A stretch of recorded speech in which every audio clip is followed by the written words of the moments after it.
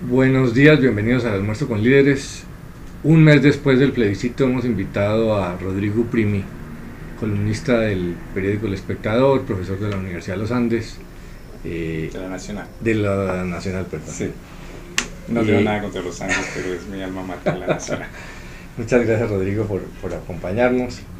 Rodrigo se ha vuelto una especie de conciencia legal de esta sociedad, está jugando un papel muy importante con sus columnas y desde Justicia. Algún día lo voy a invitar para que hablemos de ese proyecto de justicia, pero hoy vamos a hablar del tema de los acuerdos de paz. Como decía, ha pasado un mes y los ciudadanos seguimos inquietos, preocupados, no se sabe hacia dónde vamos. Están negociando los del sí y están negociando los del no. Pero yo creo que después del 2 de octubre muchos ya no somos ni del sí ni del no. Yo, por ejemplo, fui un defensor grande del sí. Tenía la preocupación de que si se perdía esa oportunidad había un gran riesgo, pero hoy en día reconozco que se pudo renegociar, tenían razón. Creo que es una gran oportunidad y creo que el país está reclamando el liderazgo colectivo. Un poco el mensaje del plebiscito fue decirles a los liderazgos polarizantes, egoístas, no, pónganse de acuerdo. Y en esa mitad hay una especie de vacío. En un perfil que hicimos en la red líder con Rudolf Homes, él decía, hay un movimiento pro paz que no tiene líderes. No es del todo cierto porque hay varios liderazgos, pero no uno que haya descollado mucho. Es decir, la ciudadanía, esos que estamos en la mitad, no estamos siendo muy representados y nos preocupa a veces ese forcejeo entre los del sí y el no. Yo creo que la clave es ya llegar a propuestas. Lo que la gente no sabe es si realmente hay soluciones intermedias como esperamos que haya. Y usted con la Paz Querida, ese grupo de personas, expidió un comunicado con unas propuestas concretas, que quiero felicitarlo por hacer eso. Yo creo que la ciudadanía está esperando propuestas concretas que presionen un poco a la mesa, tanto la de Habana como la de Bogotá, y que vuelvan más democrática esta discusión. Lo más importante de esas propuestas es que los colombianos creamos que es posible. El gran avance del 2 de octubre fue hacer irreversible la paz. Los que ganaron el plebiscito lo ganaron con la bandera del sí, es decir, la paz. Ese es el gran logro de este proceso. Y ahora tenemos que asegurarnos de que nadie se salga de ese escenario. Entonces, Rodrigo, quería que nos ayudara a entender qué tipo de propuestas son viables. Ustedes que han hecho una reflexión serena, ¿cómo se le puede aportar a las dos mesas desde la ciudadanía, con el poder moral que eso implica y con una reflexión pragmática sin ideología, que uno de los problemas es, en la mesa de La Habana logramos que las FARC dejaran los excesos ideológicos. Estamos tratando que en la mesa de Bogotá también se dejen los excesos ideológicos. Y personas como usted y comunicados como el de la Paz Querida pueden ayudar mucho a presionar en ese sentido. ¿Por qué no nos cuenta cómo ve usted este proceso y en términos de propuestas concretamente, cuáles cree que desde la sociedad civil se pueden proponer?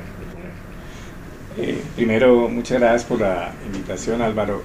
Y yo comparto, digamos, el esquema general del análisis. Yo también promoví muy activamente el sí, porque creía que el triunfo del no nos ponía en una situación muy difícil en la que estamos, pero también hay grados para tener algún optimismo de que vamos a poder renegociar un acuerdo que sea aún mejor que el anterior. Y entonces yo creo que hay que partir de esa perspectiva, que una encuesta del día de ayer confirmó, que es que la inmensa mayoría de los colombianos apoya hoy la paz negociada. Digamos, una de las paradojas después del 2 de octubre es que según esta encuesta nunca desde el año 2000 había sido tan popular la paz negociada. Casi el 80% de los colombianos la apoyamos. Y paradójicamente también nunca las FARC habían tenido tanta popularidad o menor grado de impopularidad. Hoy su popularidad llega al 16-17% que nunca la había tenido en los últimos 20 años. Entonces hay un ambiente favorable a una paz negociada, y yo creo, y es el eje del comunicado de la paz querida, que para lograr acercamientos hay que anteponer digamos, el valor moral paz, o sea que la paz es un valor moral que los colombianos hemos aceptado, es decir, hemos aceptado la idea de que no nos vamos a matar para conquistar el poder político y tenemos que honrar, digamos, ese compromiso, y que eso es un producto de todos, es un producto de un esfuerzo colectivo de gobiernos anteriores que también hicieron negociaciones difíciles o realizaron políticas de seguridad controvertidas, pero que si uno suma todo eso, está llegando a esta coyuntura en donde podemos lograr una paz global, porque también el ELN se está montando en este esfuerzo, podemos lograr una paz global, y esa es una conquista, pero es una conquista hoy frágil. Es una conquista, pero si no se logra una renegociación del acuerdo de La Habana rápida, mantener ese cese al fuego es una situación muy volátil. Puede ocurrir una fractura de las FARC que sería indeseable para el logro de una paz negociada, puede ocurrir un incidente que rompa este cese al fuego. Por eso es importante avanzar firme, pero avanzar rápido. Y para eso el eje de la reflexión en la paz querida es que si uno pone en el centro los propósitos morales de la paz, muchos de los temas, incluso los más controvertidos, que fue los que nosotros abordamos en el comunicado, 10 temas muy controvertidos que están en el corazón de las disputas, muchos de esos temas tienen puntos de acercamiento. Pongo 12 ejemplos. El ejemplo de la pena alternativa, digamos, el ejemplo de que haya una pena alternativa en el esquema de justicia transicional planteado en el Acuerdo de La Habana.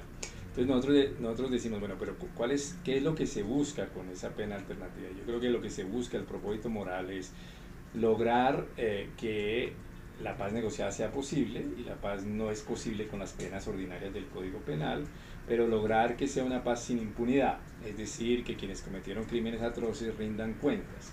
Si eso es así, lo importante no es tanto que haya o no cárcel, sino lo importante es que haya una sanción que sea entendida como una sanción suficientemente importante, suficientemente digna, que permita al mismo tiempo el tránsito a la paz, pero al mismo tiempo rendición de cuentas de los responsables. Entonces lo que decimos es, más que quedar enredados en el debate cárcel o no cárcel, el debate es clarifiquen en el acuerdo en qué consiste realmente la restricción efectiva de la libertad, cómo se va a hacer, por ejemplo, que sea territorialmente, qué monitoreo va a haber para que eso no sea una tomadera del pelo y la gente entienda, bueno, ahí hay una sanción digna.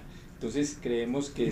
¿Plantean algún tiempo o no entran en eso? El tiempo, a nosotros nos parece que en eso haya un gran consenso de que esa fórmula de 5 a 8 años es una fórmula admisible, y para casos aún menos graves pues una posibilidad aún menor, pero digamos yo creo que en eso ya hay un cierto consenso. Perdón, lo interrumpo ahí, es que sí, es cierto, hay cierto consenso, pero eso pone el problema de la participación política. Si es 5 a 8 años, las FARC no va a poder llegar los dirigentes de las FARC no van a poder llegar al Congreso y menos aspirar a la presidencia. Yo en una columna planteé algo, pues, no sé si irresponsable o no, pero que una pena de alrededor de 18 meses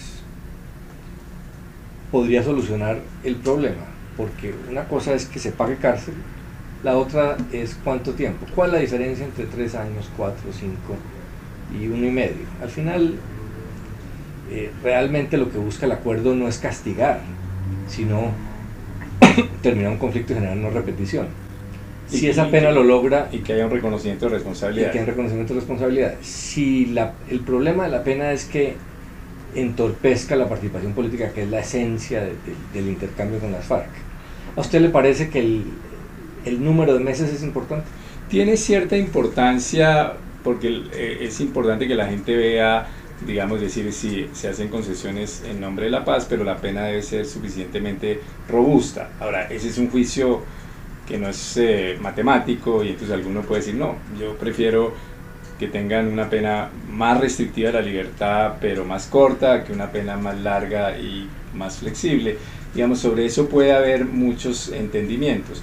Sobre el tema de participación política, lo que nosotros planteamos en esa y en otro documento que estamos haciendo con unos centros de investigación desde Justicia, no desde La Paz Querida, es reconocer que eso está en el corazón de la negociación, que es el cambio de un actor armado a un actor político, y entonces que no puede haber, yo creo que ese sí sería un innegociable, si ese es el propósito de la negociación, pues no puede haber la idea de que haya inhabilidades perpetuas, o sea, de que se impida de manera permanente a los líderes de las FARC participar en política o ser elegidos.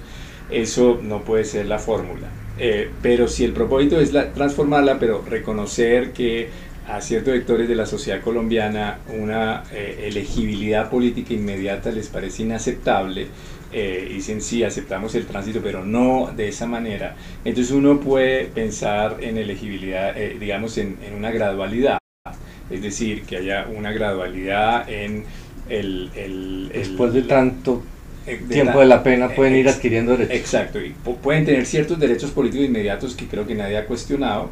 Por ejemplo, ser voceros del movimiento político, nadie cuestionaría que los líderes del secretariado inmediatamente, si se forma un movimiento político, sean sus jefes. El tema es si, la discusión ha sido si pueden ser elegidos directamente a ciertos cargos. Uno puede decir, bueno, los primeros 2-3 años de ejercicio de la pena, un tercio, que es un esquema que se usa mucho en derecho penal, que es trabajar como por tercios. Después de un tercio de cumplimiento de la pena, de la sanción, si se ha verificado que la ha cumplido apropiadamente, pues la persona empezará a tener más derechos políticos. Y por ejemplo, si la pena fuera 6 años, sí, el tercio sería 2 años. A los 2 años podría adquirir ¿qué tipo de derechos? Por ejemplo, ¿podría ser elegido al Congreso? Podría uno discutir que sea elegido al Congreso, pero que tenga que armonizar su labor en el Congreso con el cumplimiento del resto de la sanción de restricción de la libertad.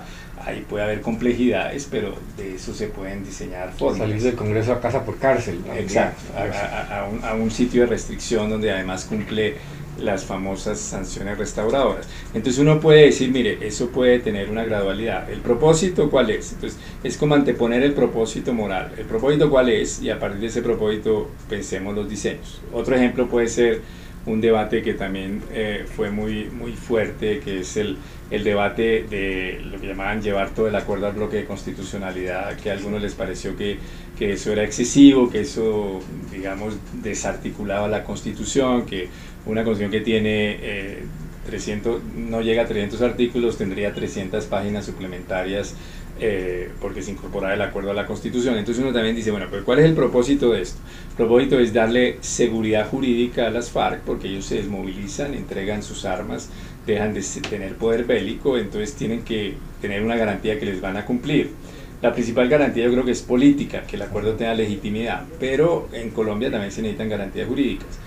Pero uno entiende si llevar todo el acuerdo a la Constitución es excesivo. Entonces uno puede decir, bueno, ¿Usted qué le parecía ese tema? Yo que he sido tan amigo del proceso y por el sí, ese es tal vez de los temas que más trabajo me costaba. No, a mí no me gustaba, a mí no me gustaba, pero entendía las razones. A mí no me gustaba, y por eso yo siempre entendí que esa incorporación al bloque de constitucionalidad era una incorporación solo como referente. Es decir, que si uno mira lo que decía la norma decía entra al bloque de constitucionalidad, pero como parámetro para su desarrollo. O sea, que no era que uno después pudiera impugnar una ley porque viola la página 183 del acuerdo, sino que eso servía para las normas que lo implementaran, pero que no era una norma autónoma.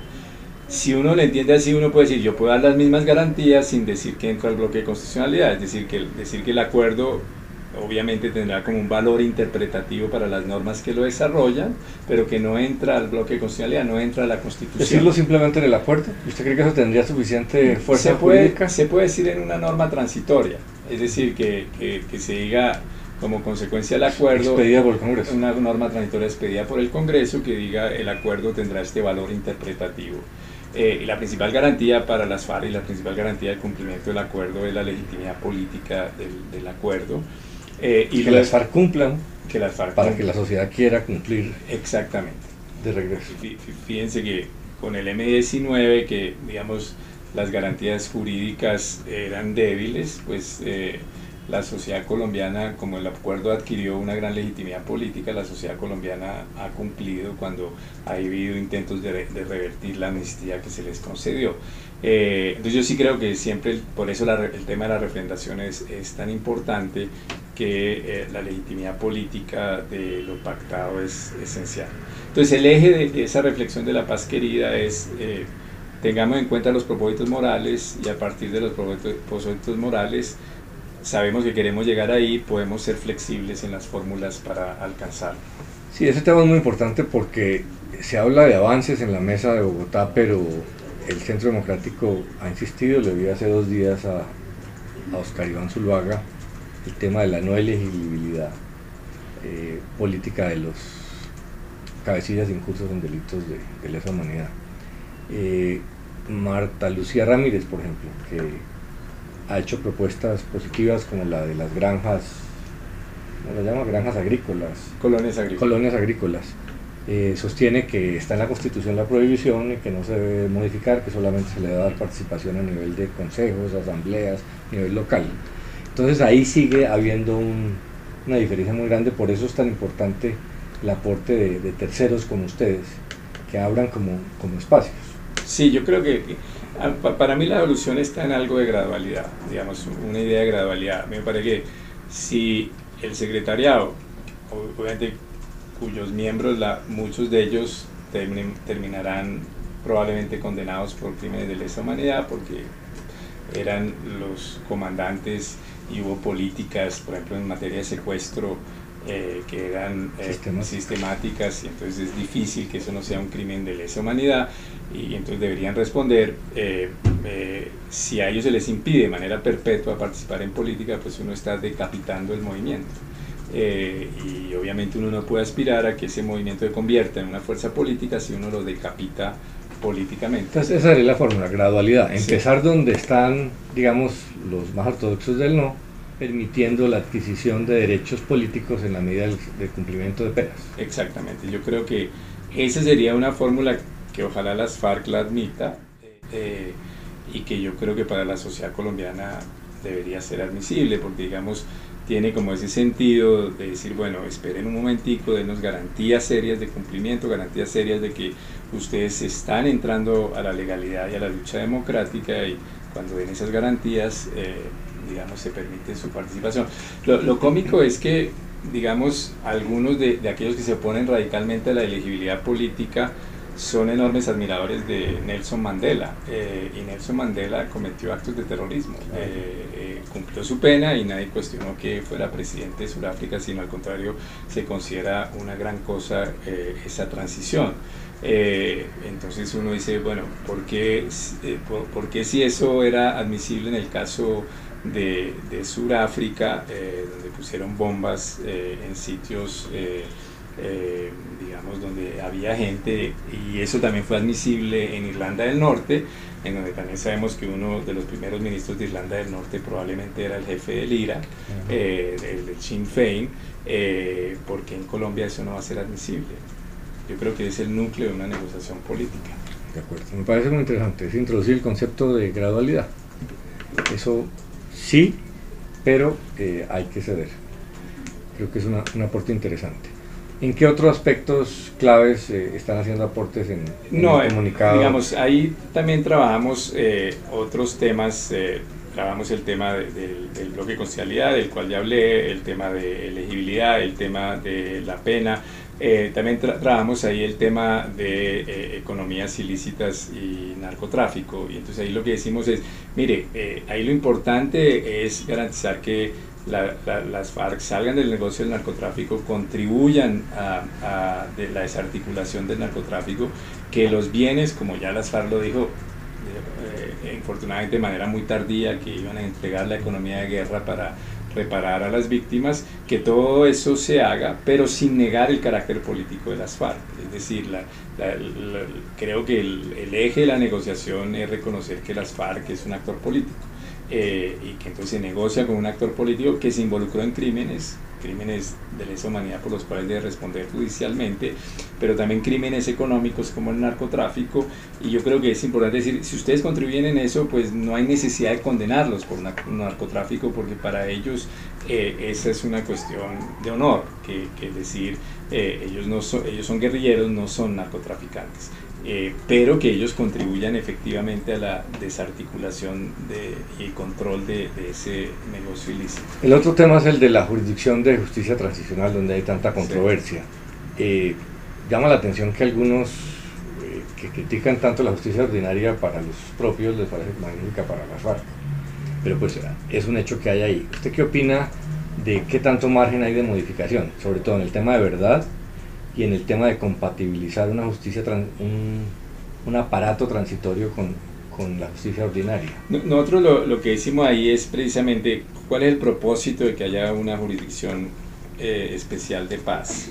Y nosotros decimos, mire, el propósito es darle un cierre jurídico a todo el conflicto armado, con contribuciones a la verdad por un tribunal especializado que no sea visto como un tribunal al cual las FARC se rindió por ser el tribunal del enemigo. Entonces, si eso es así, uno debe mantener el carácter especializado de esa jurisdicción y que esa jurisdicción en principio juzgue todo. Ahora, sin extranjeros, por ejemplo. Sí, ahora, admitido ese principio, uno puede empezar a ver los ajustes pertinentes que plantean algunos. Por ejemplo, la Carta de la Corte Suprema plantea algunos pertinentes. Por ejemplo, el ajuste de decir, precisemos su temporalidad. Bueno, el ajuste de poner un tiempo máximo para que exista. El ajuste de ver, bueno, cómo es que esta jurisdicción se relaciona con el resto de cortes en la justicia ordinaria.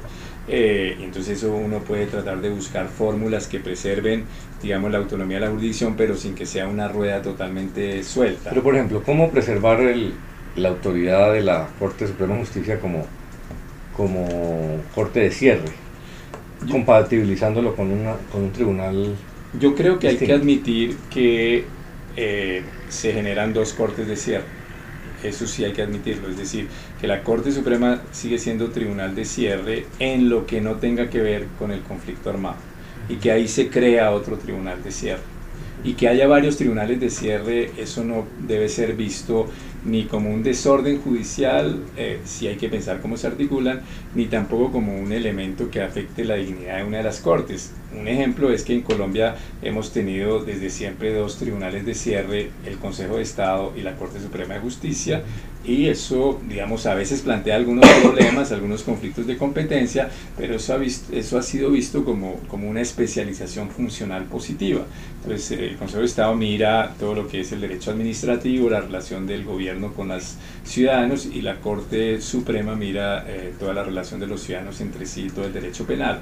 Y se considera una buena especialización funcional. Entonces lo que uno dice es, bueno, queremos cerrar el conflicto armado y creamos un tribunal que tiene una especialidad funcional. Entonces la JEP sí debe ser el tribunal de cierre en todo lo relacionado con el conflicto armado. Ahí surge un problema que tiene complejidades técnicas y que planteó la Corte Suprema. Yo estoy de acuerdo que lo plantee, no estoy tan de acuerdo en su solución, que es, bueno, ¿y quién resuelve los conflictos de competencia entre ellos dos? Por ahora se entiende que es la JEP, la Corte Suprema dice que soy yo, Corte Suprema, pero uno diría, si el argumento de la Corte Suprema es que uno no puede decidir sobre su propia competencia, entonces tampoco podría ser la Corte Suprema. Entonces ahí, ¿qué soluciones podría haber? Eso no lo planteamos porque ya es un tema técnico en nuestro comunicado de La Paz Querida, que tiene un mensaje mucho más ético, pero ya a nivel técnico uno podría pensar o que fuera la Corte Constitucional, que hoy está resolviendo conflictos de competencia y es un tribunal independiente de estos dos, o que se creara una instancia ad hoc para resolver esos conflictos, por ejemplo, un comité en donde esté un delegado de la jurisdicción de paz, un delegado de la Suprema y no sé, un delegado del Consejo de Estado. Es una idea. Entonces, pero no me parece que la Corte Suprema plantea un buen tema.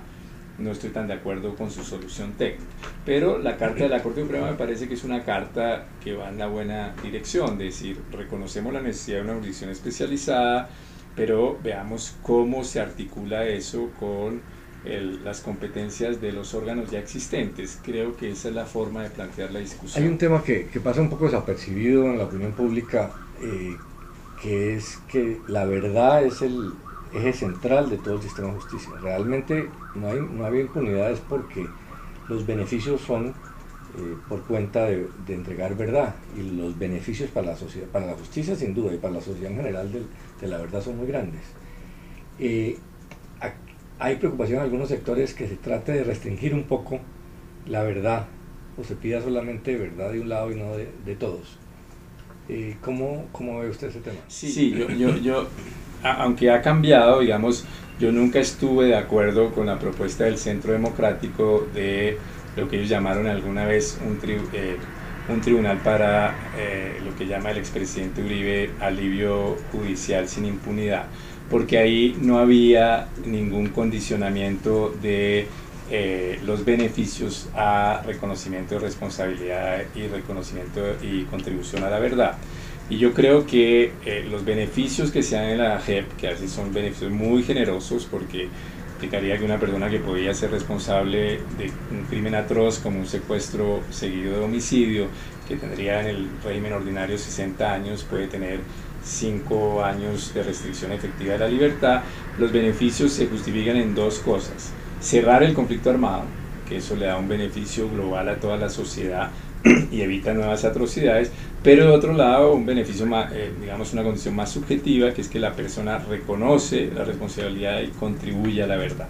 Y yo creo que esos dos principios deben mantenerse, es decir, esto busca el cierre del conflicto armado, por eso no se otorgan beneficios a lo que no tenga que ver con el conflicto armado, que es una de las críticas que algunos hacen, porque entonces un delincuente ordinario puede tener penas que terminarían más graves por delitos menos graves que los cometidos en el conflicto armado, porque aquí hay un beneficio público, que es cerrar el conflicto armado.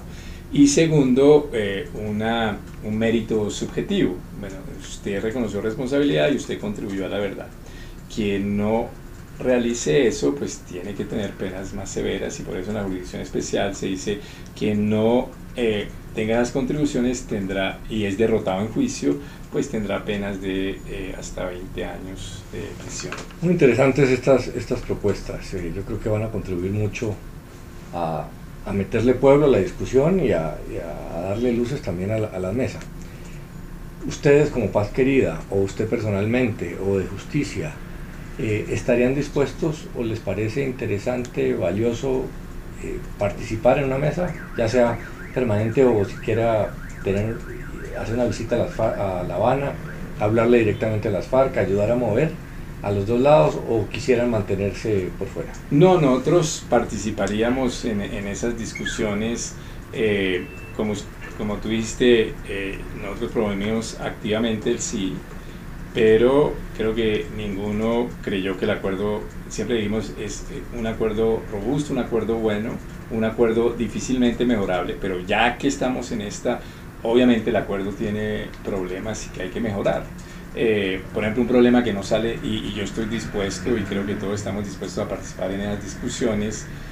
A veces participamos informalmente, a veces tenemos, que es lo que vamos a sacar, esperamos mañana, de parte de centros de estudio. Digamos que centros de estudio, algunos más a favor del sí, otros más a favor del no. Queremos sacar unas propuestas más técnicas. En conjunto. Sí, en conjunto, más técnicas. La de La Paz Querida era como, digamos, una lectura más moral. Estas serían como propuestas mucho más técnicas de posibles ajustes, y yo creo que ese es el camino en que estamos. Yo le reconozco a muchos del no que algunos de sus argumentos eran válidos. Incluso algunos de los argumentos de Human Rights Watch que no han entrado en la discusión, por ejemplo, la manera como se regula la responsabilidad del superior en el acuerdo no es suficiente. Yo creo que eso se debería mejorar. Entonces uno reconoce que hay problemas a mejorar. ¿Por qué de todos modos uno promovía el sí? Y creo que era la decisión correcta en ese momento, porque globalmente era un buen acuerdo y muchas de esas cosas también se hubieran podido mejorar en la implementación.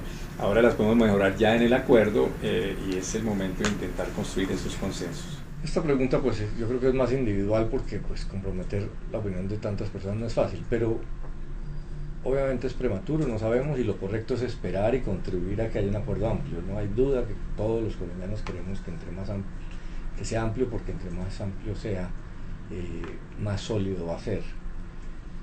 Pero hay unas realidades políticas. Las FARC tienen unas líneas, en los sectores del no hay otras líneas, el gobierno también tiene unos puntos.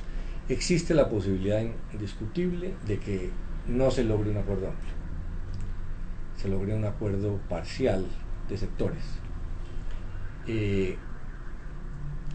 ¿Qué tan cercano a uno de los extremos? Pues no sabemos. ¿A usted le parece que aun si no hubiera un acuerdo total con todos los sectores, se debería proceder a firmar un acuerdo y a implementarlo desde el Congreso, con refrendación o sin ella? Eso se lo pregunto ahora, si le parece que vale la pena, si se llega a un acuerdo bueno, intentar la refrendación.